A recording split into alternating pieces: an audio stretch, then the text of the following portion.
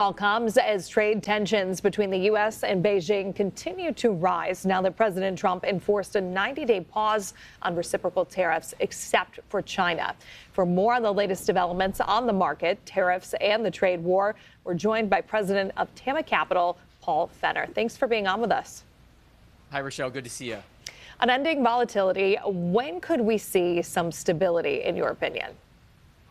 I don't think we're going to see it anytime soon. And as we talked earlier this week, I think that this uncertainty that surrounds the tariff still and the markets will just continue to go on. And businesses, as JP Morgan pointed out, and they will announce earnings either tomorrow or early next week, will probably be saying the same thing with the businesses that they work with, that business is just frozen right now. Companies don't know what to do as far as capital plans, investments, hiring, and that's going to have a trickle-down effect in the economy. We're already seeing confidence surveys from the University of Michigan near like all-time lows. So while that can impact what's going on with the markets, sometimes those two data points can be disconnected.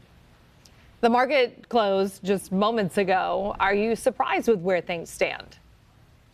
No, I'm really not. I thought that yesterday was what we would call a relief rally. So when the news came out that President Trump and the administration was putting this 90-day hold on tariffs, the market was, I think I mentioned it to you guys, that the market was only one tweet or one rumor away from either going up 10% or going down potentially 10%. And that's exactly what we saw. And I think what the market is probably reacting to today is we still have 10% tariffs. The tariffs on China have gone up extremely high, and we only have this 90-day pause. And so it's still unclear whether that's going to be permanent, or are those tariffs going to take effect, these reciprocal tariffs that were so high that the market hated almost a week ago, will they be coming back? And that's what we don't know. And going into this earnings season, that's kind of started, that really kind of gets kicked off tomorrow with the banks, a lot of companies that would provide guidance aren't going to be providing that guidance on their corporate earnings trends. And so that's going to be potentially another leg down over the next 2 to 3 months as we go through earnings seasons, with companies not giving us any idea of what to expect, because quite frankly, they don't know either.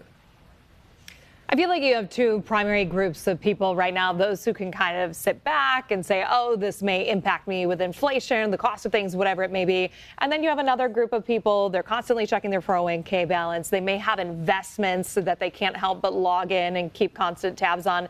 What do you suggest people do when it comes to their investments if they're very emotionally invested, no pun intended there, and they find themselves kind of obsessing with checking those accounts?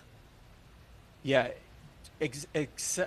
Checking your account excessively, like meaning more than once a day or even once a week, it's just going to drive your emotions that much higher.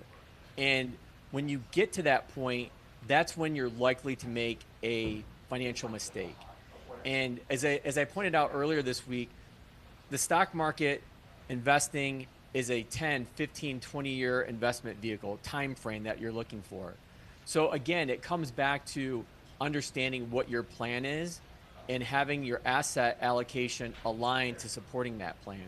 So I work with families that are already in retirement. I work with younger families. I work with mid-career professionals. Everybody's got a different story. But what we center the financial plan around is your purpose and objective in aligning your assets, your portfolio to that plan, to those objectives, as I mentioned. And so checking that excessively, again, can lead to that higher range of emotions, and that leads to probably doing something not good or not in your best interest. All right, Paul Fenner, president of TAMMA Capital, thank you. We appreciate your insight on this. Thanks, Rochelle. Good to see you.